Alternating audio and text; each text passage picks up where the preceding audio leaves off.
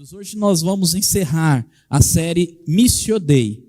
Essa série que começou lá em agosto, mês de missões, mês de agosto, e nós estamos encerrando agora porque os próximos 3 domingos são domingos de festa. Nós estaremos aí no nosso aniversário da Nova Aliança, 11 anos, recebendo irmãos de fora, cujo tema é Igreja Intencional, o tema do ano, Igreja Intencional. E essa série tem tudo a ver com o aniversário da nossa igreja, porque por igreja intencional, entendo uma igreja de pessoas que se envolvem na missão de Deus.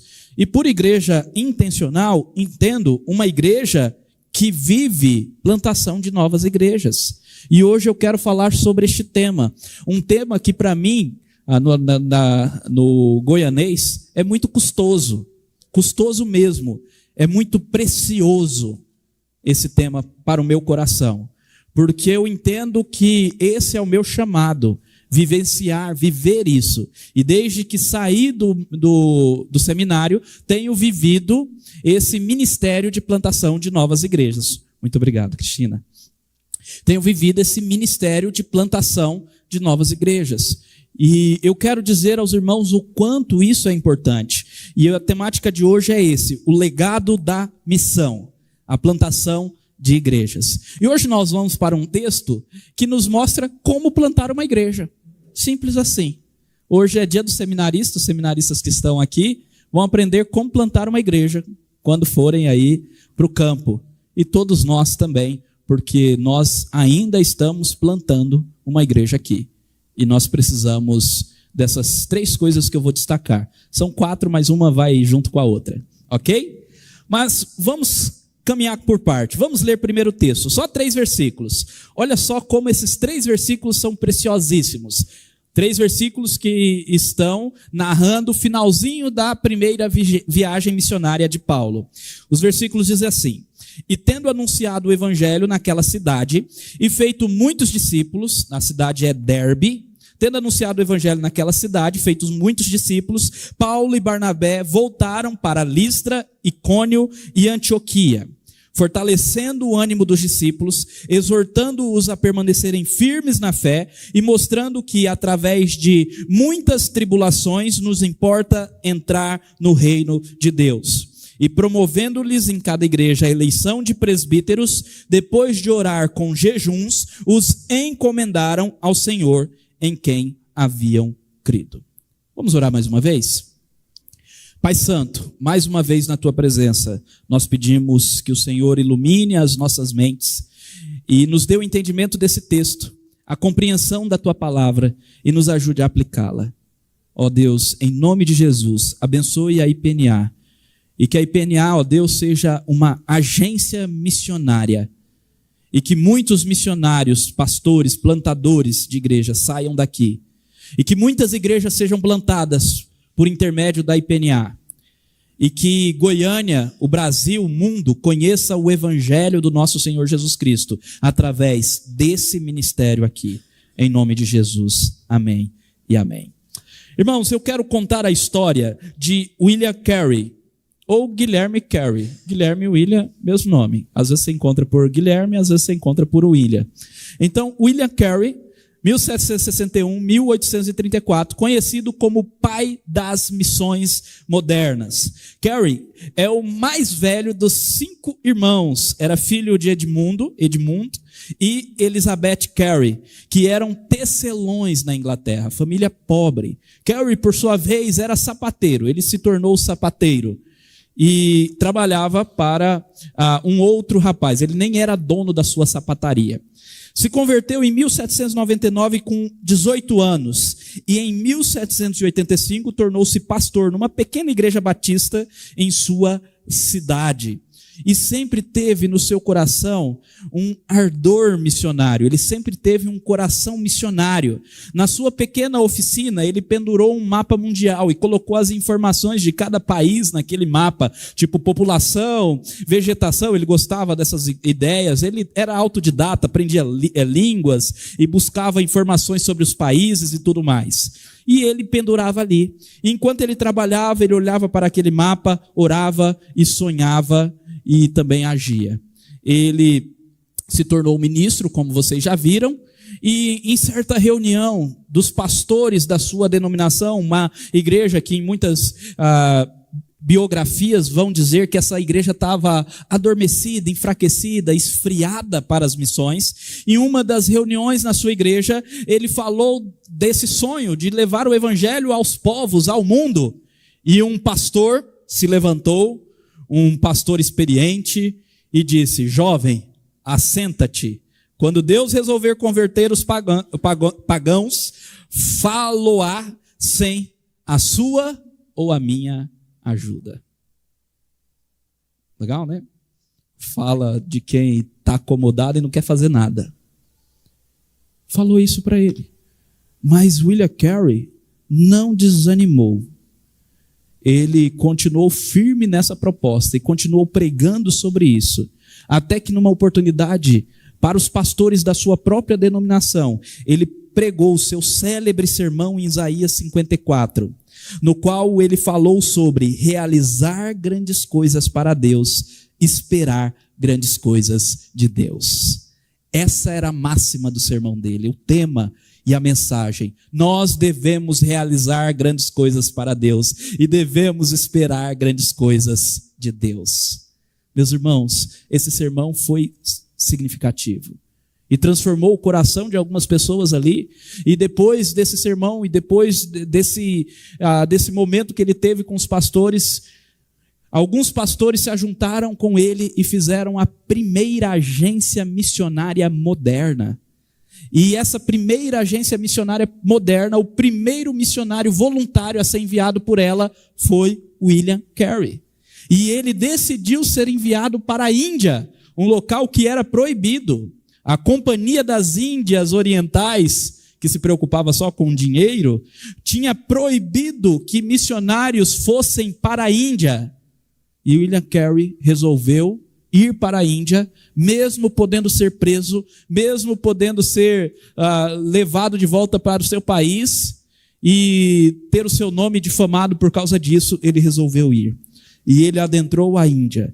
E em sua missão, junto com outros missionários, mais 2 juntamente com ele, eles plantaram 26 igrejas, 126 escolas, com 10 mil alunos, e traduziram a escritura para 44 línguas, os dialetos da Índia. 44 línguas.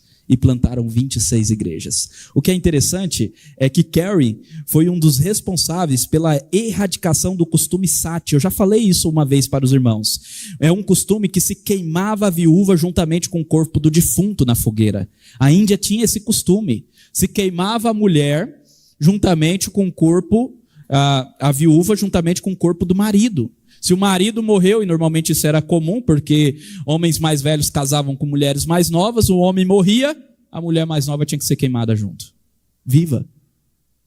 E ele erradicou esse costume pagão através da pregação do Evangelho. O Evangelho transformou a cultura. Os seus esforços inspiraram a fundação de outras missões, agências missionárias em Londres, Holanda, América do Norte e aqui na IPNA, se Deus quiser, a Agência Missionária Nova Aliança. Amém? Nós temos uma na IPB, que é a nossa agência de missões transculturais, que envia missionários para o mundo todo. Meus irmãos, que história sensacional. Agora, uma coisa que eu quero destacar, por que é tão notável a missão, ou por que a missão de William Carey é tão notável? Porque ele foi e plantou igrejas. Isso transformou a sociedade indiana e fez com que aquele país abandonasse até um aspecto cultural pagão terrível, porque igrejas se formaram ali. Por isso essa frase do Ronaldo Lidório que eu trouxe nos primeiros sermões dessa série, e eu retomo ela aqui, é tão importante para nós. O plantio de igrejas é a forma mais eficaz e duradoura de perpetuar o evangelho em uma sociedade local. O plantio de igrejas é a forma mais eficaz e duradoura de perpetuar o evangelho em uma sociedade local. Não é só falar do evangelho e esquecer. É deixar um povo ali que vai viver o evangelho, que vai encarnar o amor de Cristo e que vai trabalhar para a glória de Deus. É isso que nós temos aqui, uma igreja, a cara do Negrão de Lima. Não somos uma igreja, a cara do Negrão de Lima? Somos diferentes de qualquer outra igreja aqui de Goiânia. Por quê? Porque nós estamos aqui para impactar esse bairro em nome de Jesus. O texto que nós lemos narra o fim da primeira viagem missionária. Como aprendemos na semana passada, na pregação do presbítero e seminarista Rafael, o Espírito Santo enviou Paulo e Barnabé para uma obra especial de evangelização mundial. Isso está lá em Atos 13, 1-3, nós vimos também no Elo. Essa obra, porém, não foi fácil. A gente sempre vê as viagens missionárias de uma maneira muito romântica. Eles estão lá na viagem, que coisa bonita, viajando de navio para cá e para lá, que coisa linda. Mas não. Pelo menos a primeira viagem missionária foi muito cheia de perseguição.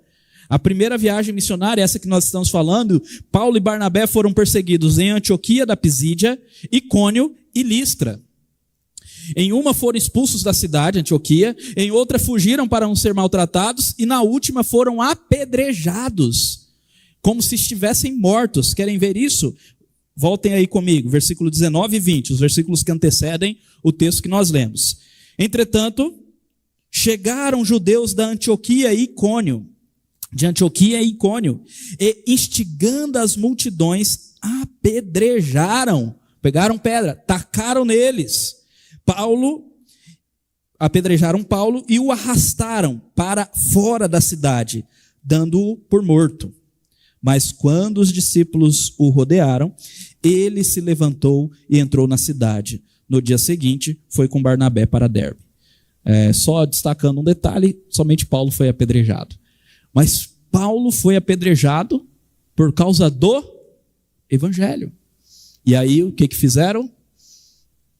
Levaram ele para fora da cidade, como se ele tivesse morto. Mas ele se levantou e foi para Derbe. E aí, o que aconteceu? Logo depois, continuou pregando o evangelho. Pensa num homem forte.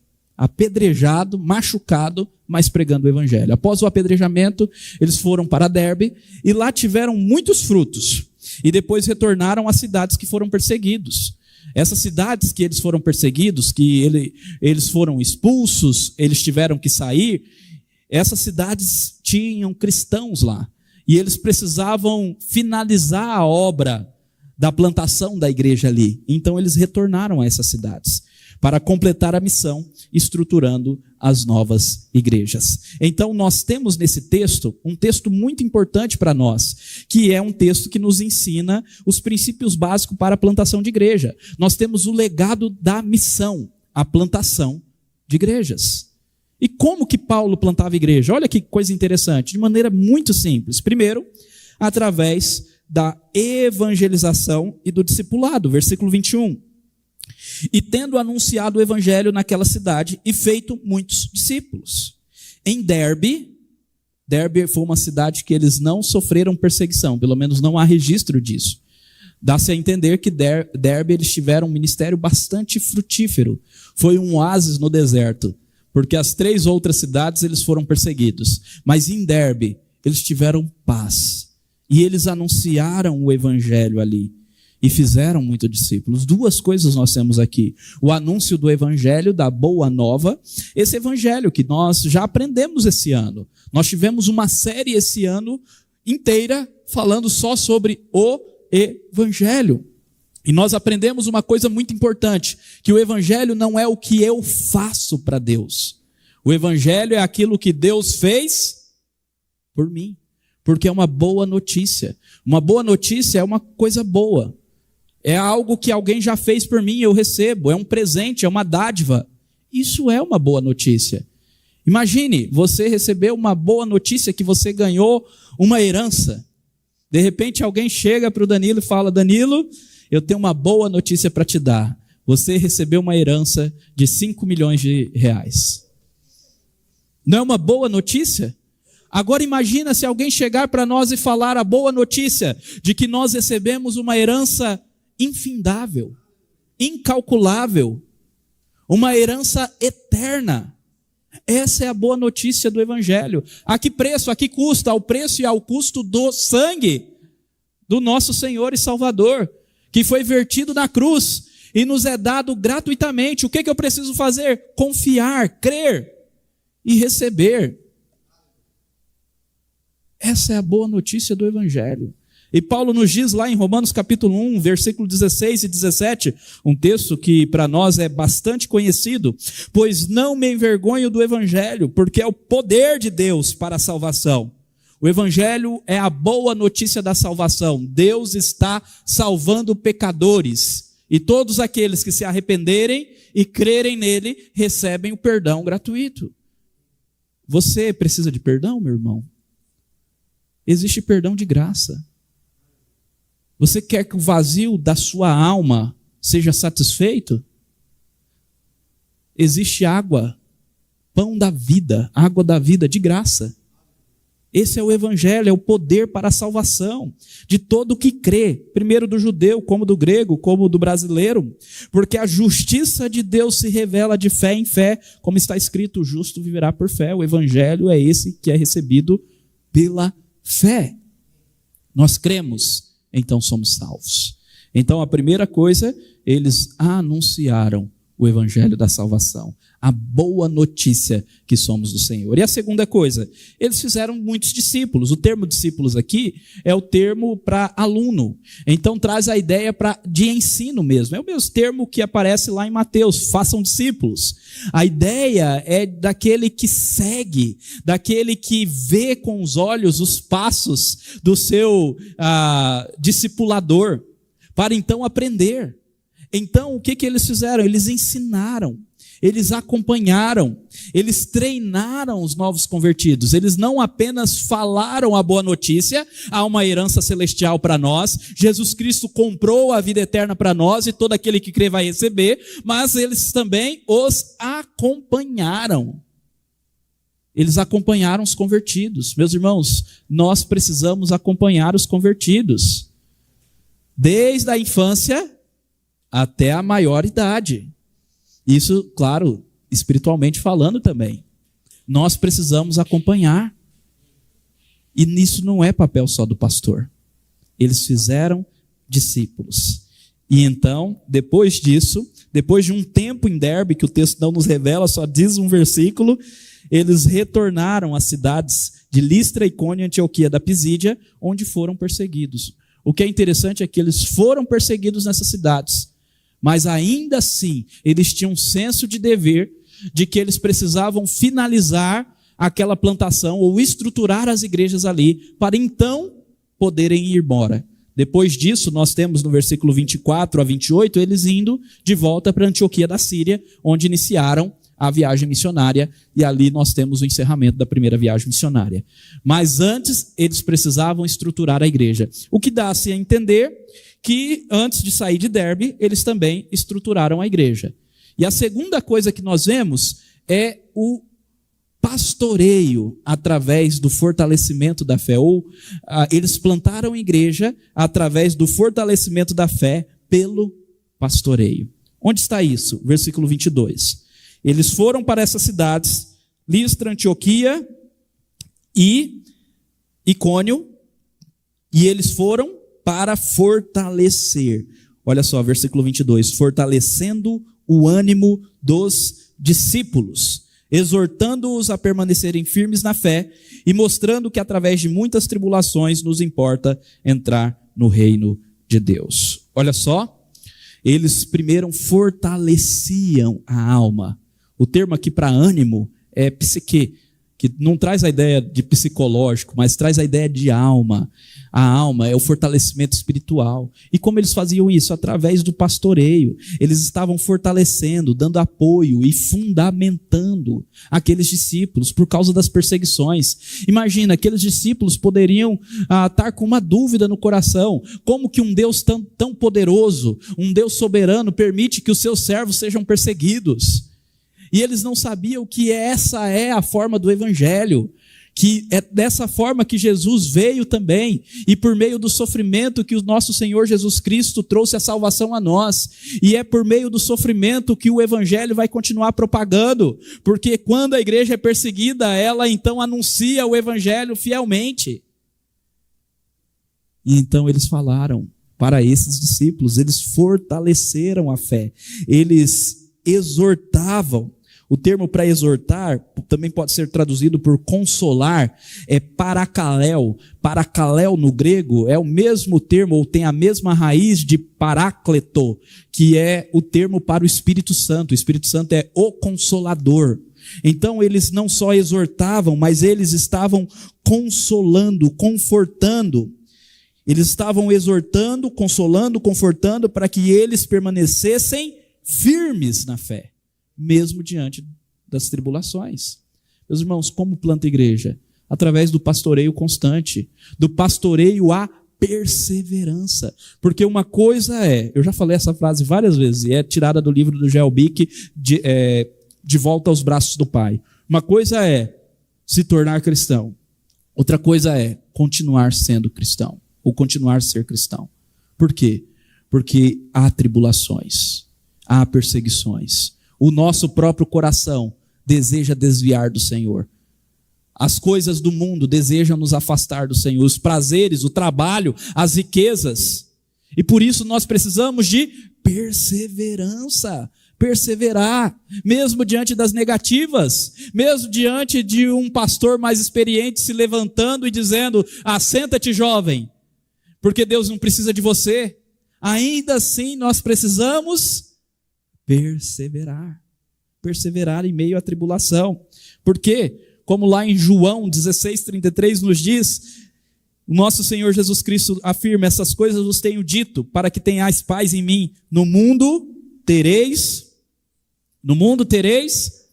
aflições, mas tende bom ânimo, eu venci o mundo. Meus queridos irmãos, o nosso Senhor Jesus Cristo venceu. Nós temos vitória na vitória do nosso Senhor. Mesmo que tenhamos aflições, mesmo que peguemos virose e tantas doenças, nós já temos a vitória. E mais, se nós somos perseguidos por causa do nome dele, nós somos bem-aventurados. Abram comigo esse texto, vamos lá. Mateus 5. Vou pedir para vocês abrirem comigo 2 textos. Mateus 5 e depois Mateus 16. Mateus 5, desde o versículo 10. Aqui nós estamos no Sermão do Monte, as bem-aventuranças. E o versículo 10, meus irmãos, como nós esquecemos disso? O texto diz, todos encontraram? Glória a Deus. Bem-aventurados perseguidos por causa da justiça, porque deles é o reino dos céus. Se nós carregamos a justiça de Cristo, somos justos, buscamos cumprir a justiça do nosso Deus, meus irmãos, vamos ser perseguidos. Mas nós somos bem-aventurados, abençoados, muito felizes. Por quê? Porque deles é o reino dos céus. Porque o reino dos céus é nosso.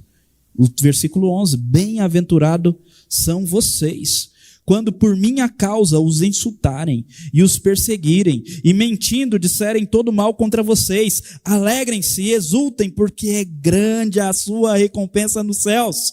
Pois assim perseguiram os profetas que vieram antes de vocês. Alegrem-se, porque é grande a recompensa no céu. Não porque nós merecemos algo, mas porque o nosso Senhor Jesus Cristo é fiel. E isso só prova, se nós estamos sendo perseguidos por causa do nome dele, só prova que nós somos dele. E se somos dele, meus irmãos, temos a vida eterna. Mateus 16:18. Mas nós nunca podemos achar que o sofrimento vai vencer a igreja do Senhor. Jamais a perseguição vencerá a igreja, porque a igreja sempre é triunfante. A igreja sempre triunfará. E é isso que diz esse texto. Mateus 16:18. Olha só. Também eu lhe digo que você é Pedro, e sobre essa pedra, a confissão de Pedro, edificarei a minha igreja, e as portas do inferno não prevalecerão contra ela. Os apóstolos estavam exortando os irmãos, consolando a firmeza na fé, dizendo que por meio de muitas tribulações nos importa entrar no reino dos céus. As tribulações são reais, Para nós cristãos ainda mais, porque são usadas por Deus para nos provar e para nos manter firmes até o final. Agora, uma coisa que nós podemos ter certeza é que as portas do inferno não prevalecerão contra a igreja. Então, eles plantavam igreja através da evangelização e do discipulado, através do fortalecimento da fé pelo pastoreio, mas também através da designação de novos líderes. E o versículo 23 nós nunca podemos esquecer, porque para a continuidade do trabalho em uma localidade é necessário ou são necessários líderes. Amém? Olha o que o texto diz. E promovendo-lhes em cada igreja a eleição de presbíteros, depois de orar com jejuns, os encomendaram ao Senhor em quem haviam crido. Em cada igreja promoveram a eleição de presbíteros. Essa é a mesma ordem que Paulo deu a Tito, lá no capítulo 1, versículo 5, que também estudamos no ano passado, numa série no ano passado. Quando nos é dito, por esta causa te deixei em Creta, para que pusesse em ordem as coisas restantes, bem como em cada cidade constituísse presbíteros, conforme te prescrevi. Nós sabemos que a liderança da igreja, ela é feita sempre por mais de um, e não por um apenas. A liderança da igreja, desde a época dos apóstolos, ela é coletiva. Sempre presbíteros. O termo presbítero significa literalmente anciãos. E no Novo Testamento, presbíteros e bispos são o mesmo grupo, o mesmo ofício. São termos utilizados de maneira intercambiável. Ou uma vez Paulo utiliza um, outra vez Paulo utiliza outro.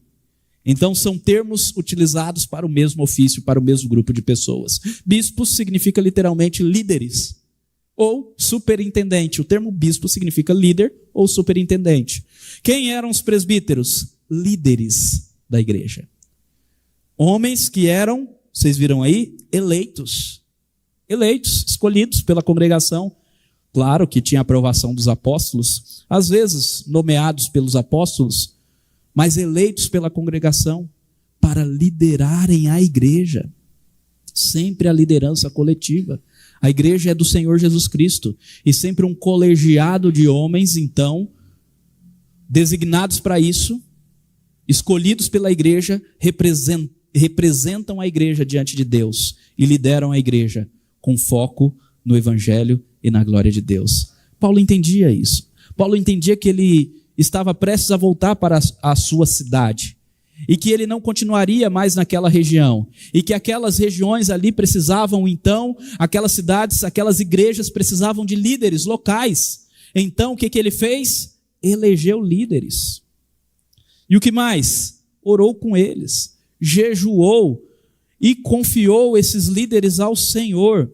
Ele os ordenou e entregou para o Senhor, disse: agora o Senhor vai cuidar de vocês, o Senhor vai manter vocês fiéis a Ele, sabendo que no final das contas o ministério é desenvolvido graças à ação do nosso Deus. Esse versículo nós carregamos tanto na nossa fachada, como nesse painel aqui, como em todos os documentos da nossa igreja, onde nós lemos que a nossa suficiência vem de Deus, o qual nos habilitou para sermos ministros ou servos da nova aliança. E o que é interessante é que esses líderes eram crentes. Olha que legal. O texto diz: encomendaram ao Senhor em quem haviam crido. Eles tinham crido em Jesus. Um princípio básico para escolher presbíteros: tem que ser crente. Isso parece até piada, né? Mas existe muito líder que nem crente é. Tem que ser crente, tem que ser exemplo, tem que ser fiel ao Senhor, tem que amar a Deus acima de tudo, tem que ser totalmente dedicado ao Senhor, o coração por inteiro ao Senhor. E olha só que interessante, lá em Hebreus 13:7, nós temos uma exortação assim. Eu vou ler para os irmãos, prestem atenção.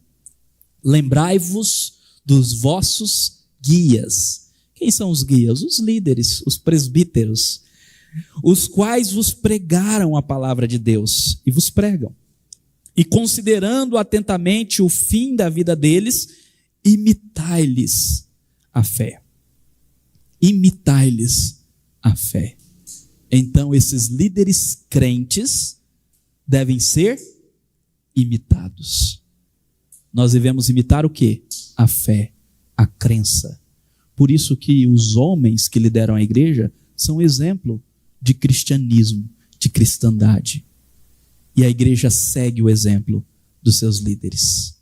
E a igreja se desenvolve espiritualmente à medida que os líderes buscam o desenvolvimento espiritual da sua casa, do seu lar, da sua liderança e de si mesmo, diante do Senhor.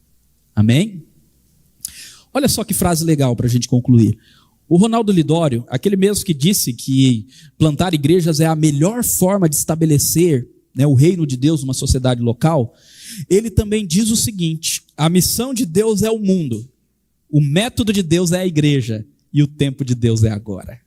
A missão de Deus é o mundo. Esse bairro, Negrão de Lima, qual que é o método para alcançar esse bairro? Meus irmãos, o método é a igreja.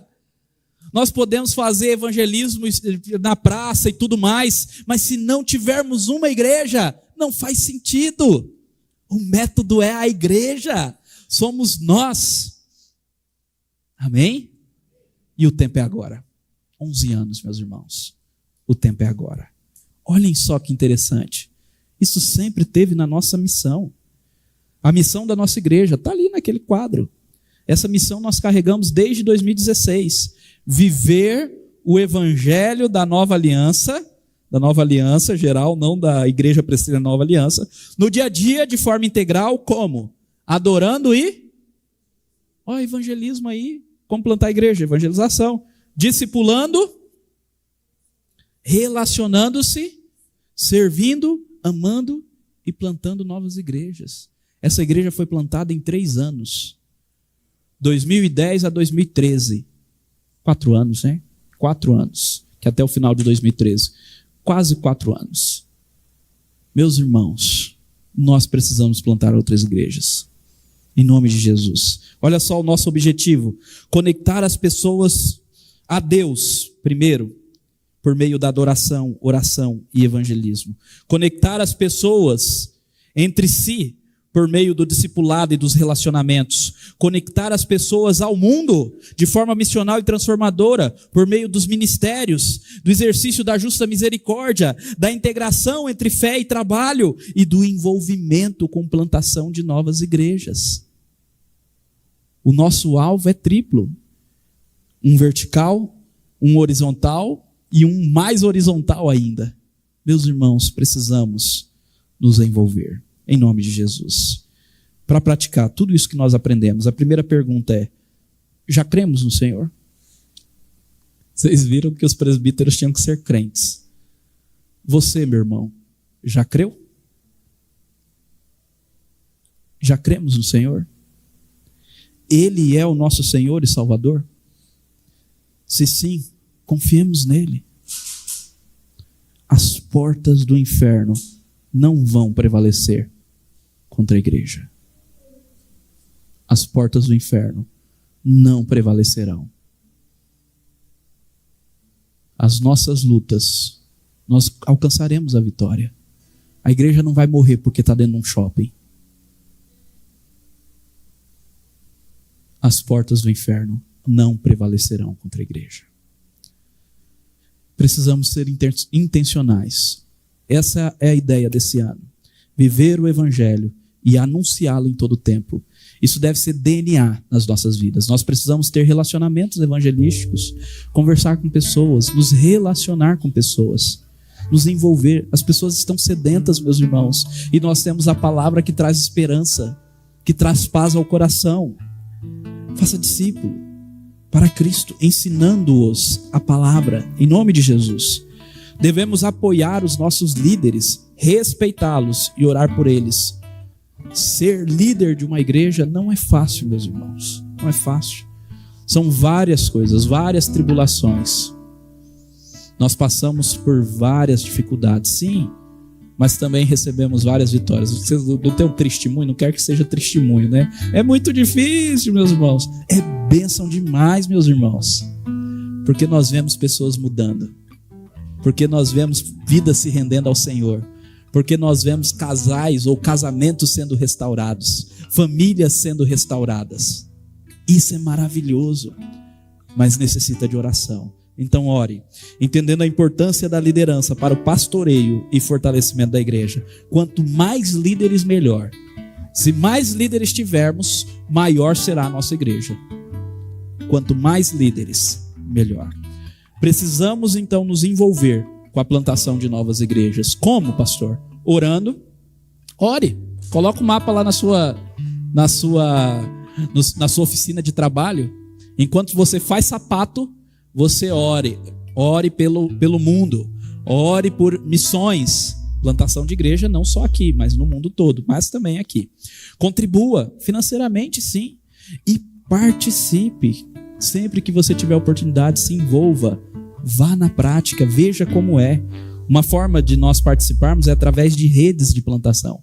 Existe uma rede que surgiu recentemente, Goiânia e Anápolis, uma rede de plantação chamada Rede 1010, da qual nós já fazemos parte, a nossa igreja, que visa plantar 10 igrejas em 10 anos. Olha que ousadia, 10 igrejas em 10 anos.